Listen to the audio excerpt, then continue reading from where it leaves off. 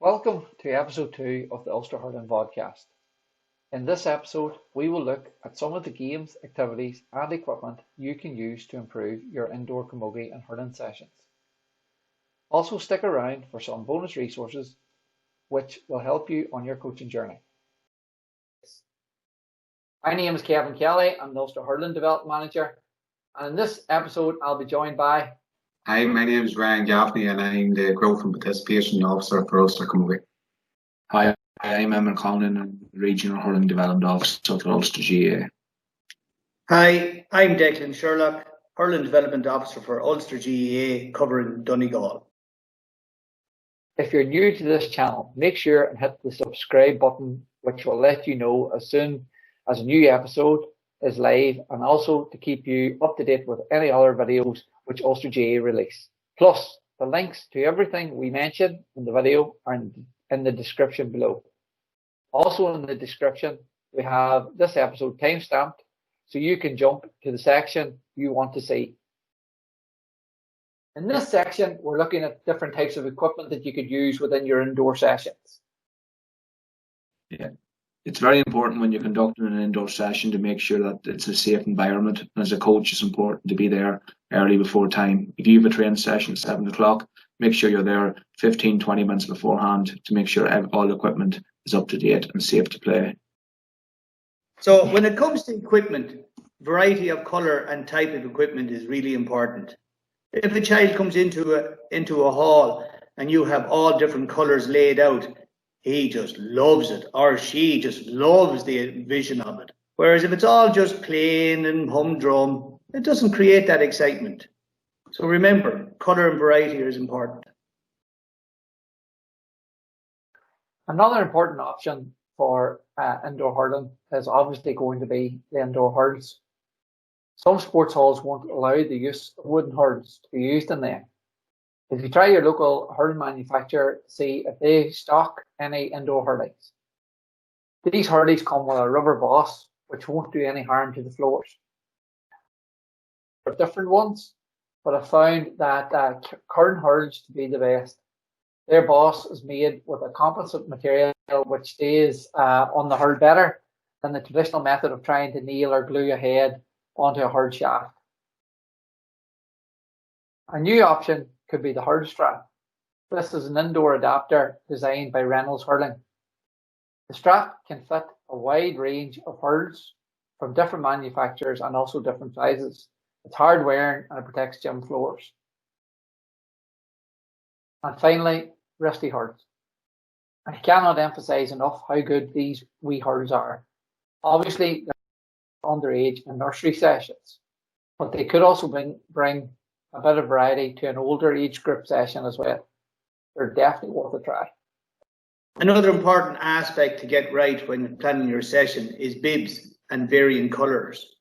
More often than not, the kids want to be with each other. A great tip of organising the teams without letting them pick is to scatter out. If you have 20 players, scatter out four different colours of 5 each. Use it as an obstacle course and make them jump over the void and run around. And then when the coach blows his whistle, whatever bib they are standing beside, to pick it up and put it on. This automatically puts them into 4 separate teams and not necessarily with their friends. Another important tip is that coaches should be fully aware of the equipment they're using. So for example, if you're using cones and children are running around, there's a chance of an injury. Non-slip spots are an alternative that will reduce the chance of injury during your session. A great piece of equipment that I would use and have used in the past, that I think works really well, is the pole trainers. So for me, the pole trainers is a great tool for any coach when they're trying to focus on striking technique. They can also be used for catching, for ground block, blocking in the air, and also the ground clash. So when using the pole trainers, I would recommend that they try and keep the groups no more than 3 children in each group to one coach. So I'd advise getting, if you can, get yourselves plenty of them. And it's a great way to just let the kids come through. The coach is close to the child and they can analyse the child's striking technique or also their catching.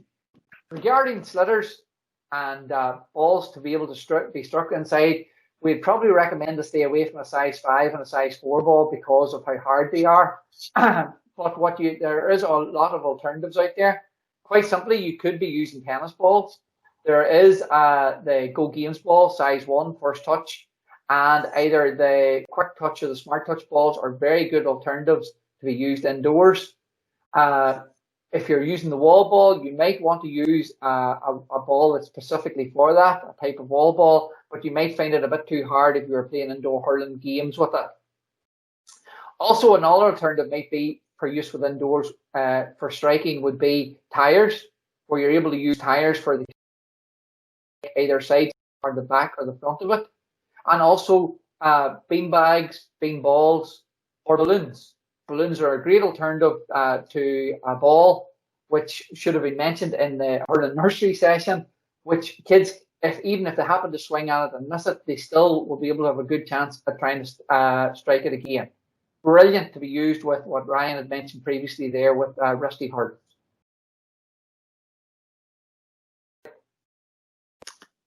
When deciding what to do in your training session, games are majorly important. Yes, we can all learn from drills and skills and stuff like that. But when a child comes to your session, what do they ask you?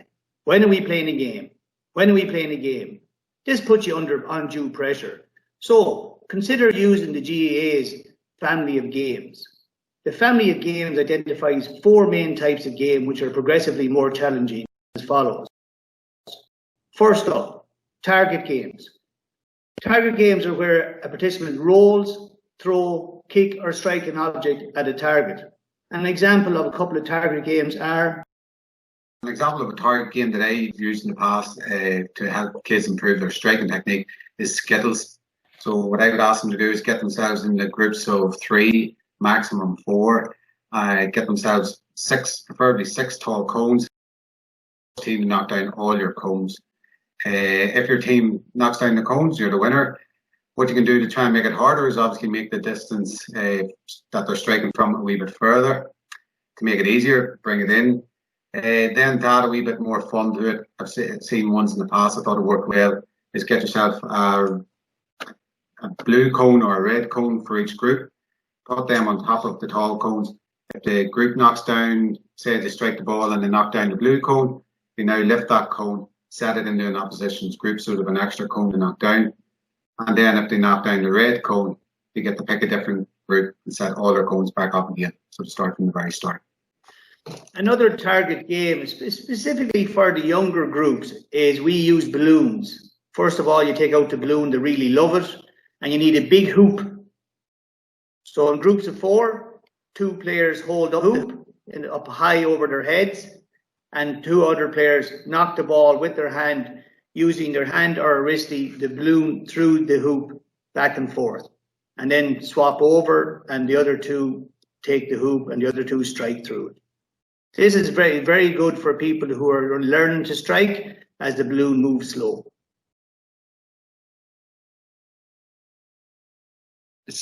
It's important to remember for target games you can use the wall, and wall ball is very good for skill development within hurling and camogie. The next wee video that we have here is a YouTube clip that's called Catch and Cover, and it's in groups of 3 where teams are doing a hand pass to the wall and catching. It's nice and quick and it's fast, and as coaches you have to make sure that heads, hands and feet are the right technique. And as a coach in this video, what you should be doing is walking around and trying to do any spotting tricks which is needed. We keep the kettle boiling, and that's again maybe small groups of 3 where one player strikes it, another player tries to keep it going nice and fast and quick. Good for hand-eye coordination and skill development. Another good target game and very easy setup is handball. Handball is easy to start playing. All you need is a ball and a wall.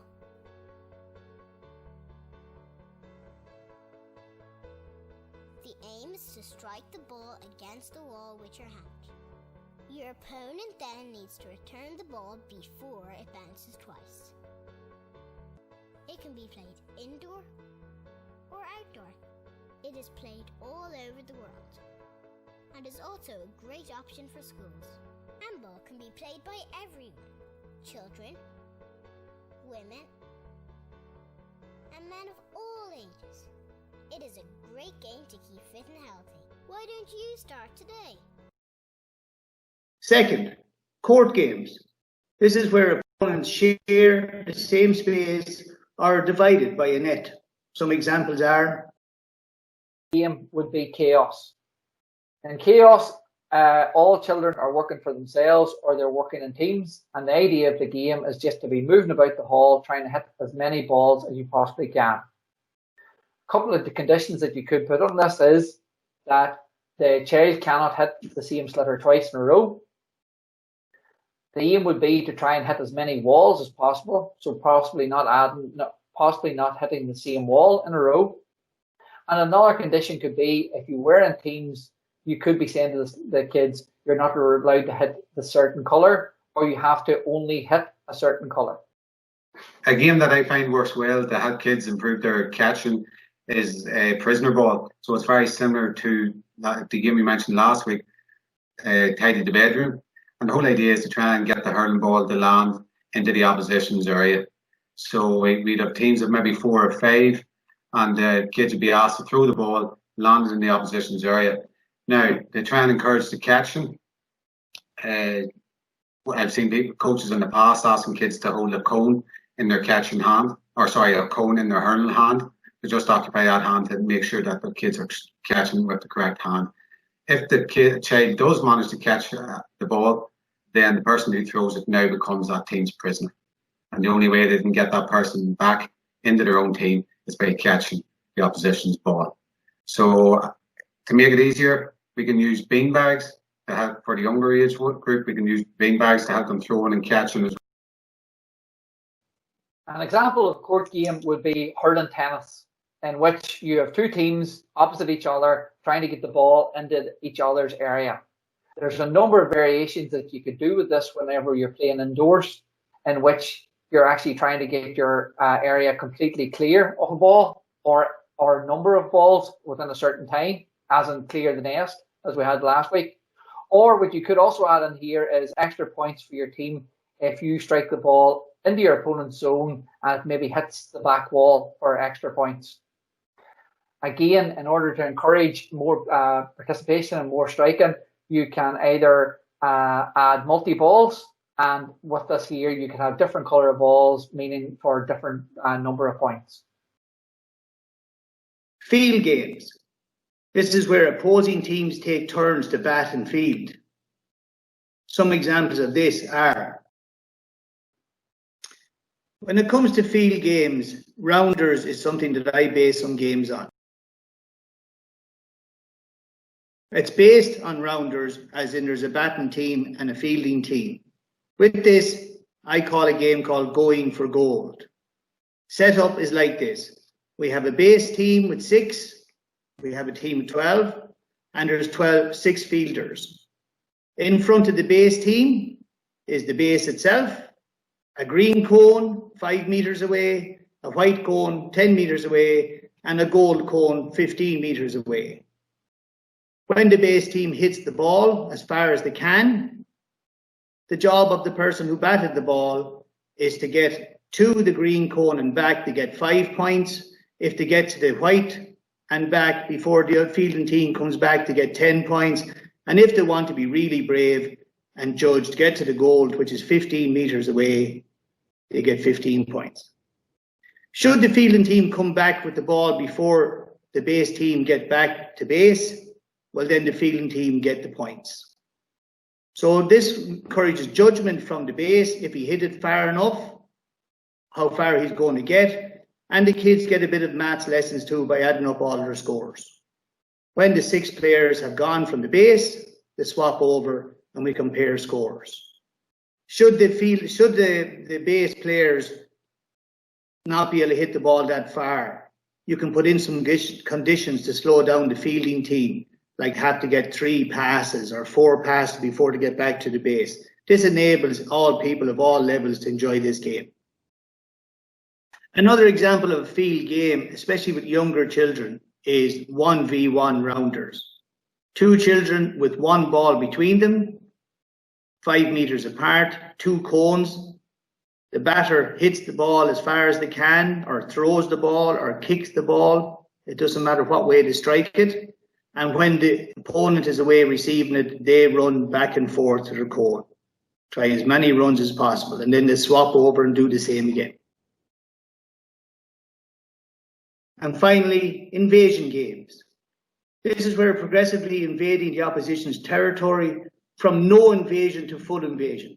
To attack a goal, coaches should use the family of games to select the appropriate game to suit the ability of their specific group. Young players should begin playing target games and progress gradually. Starting with full invasion games is not appropriate for young players, as they require competency at not only technical skills, but also tactical and team play skills.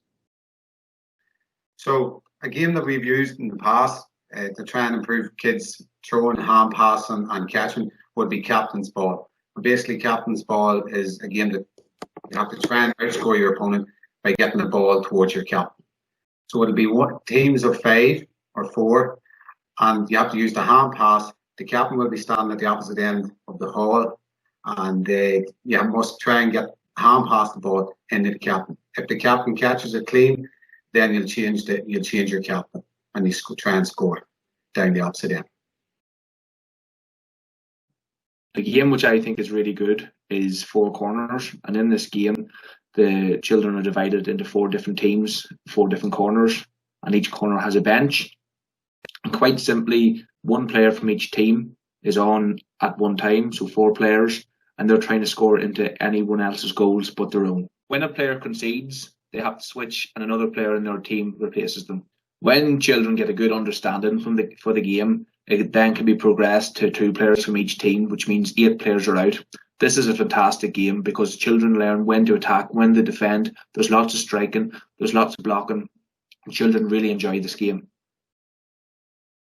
Using Emmett's 4 corner game with benches, this is a good way to grade your players. If you have a class or a coaching session of 20 players and there's varying ability, and you split them into the 4 corners as what Emmett had done, give them blue, green, yellow, red, and give them numbers as well, where the best players are number 1 and varying ability down to number 5.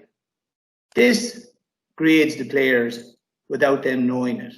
So when the coach shouts out number 1, all the number 1s are the best players from each bench come out, tackle each other for possession.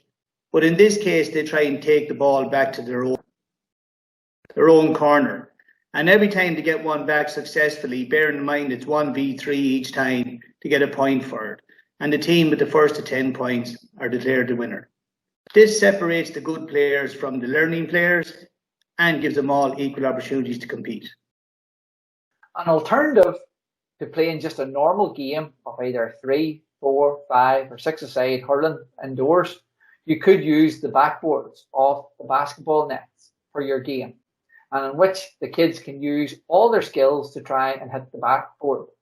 This might just be used, as mentioned earlier, where you're holding onto a cone instead of a hurl and you're just using hand passing to the backboard. Or you could be doing full striking and trying to play together.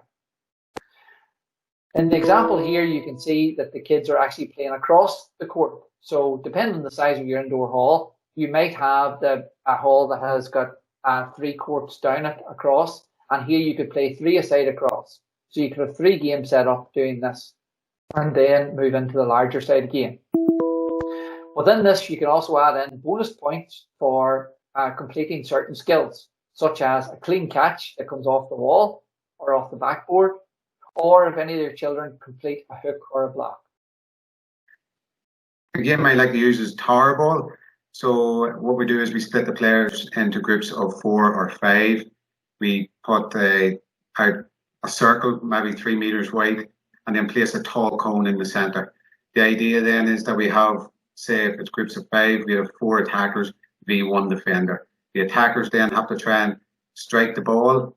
For the younger ones, we can concentrate on the ground strike. They have to strike the ball and knock over the cone.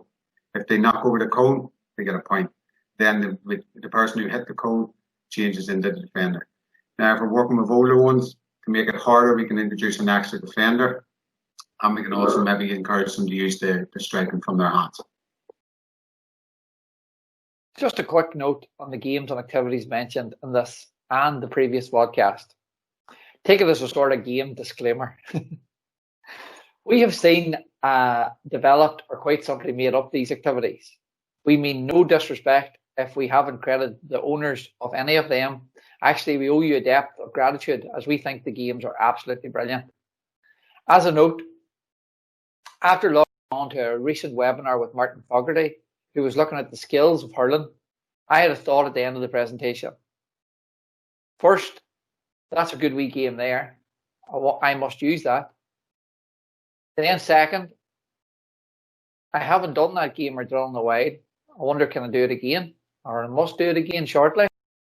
Finally, I wonder, could I take that game and change a wee bit of it to do this or to do that to suit my needs? So we have no issue in anyone using these games, adapting them or making them theirs, as the game isn't the main thing. It's how you deliver them with your players and work them to suit your needs. There's a fantastic video on YouTube called, if you type in hurling / Camogie wall drills, and it's Paddy Butler, and it's a 10-minute video, and it's really breaks down the main points of using the wall to benefit players' development, and I'd highly recommend it. A good little resource that we mentioned in the last episode was one which Martin Fogarty has put up under hurling resources on the learning.ga.ie website. The link for that will be in the description below, and it's got loads of ideas for use for wall ball and also for your indoor coaching sessions. One that I would use quite a bit would be a book by Gerard O'Connor, who works for the Leinster GAA, called Give Us a Game. There's plenty of ideas here to cross-reference and adapt to hurling and football. Thanks for watching our podcast. Remember, don't forget to hit subscribe so you don't miss our next episode. The next podcast will go live on the 3rd of December 2020, and we'll focus on ideas on how to bring skills testing into your sessions. If you have any questions or queries on this episode or upcoming ones, please comment below or contact us via email, which along with all the links of any resources and activities mentioned are in the description below. Thanks for watching and stay safe.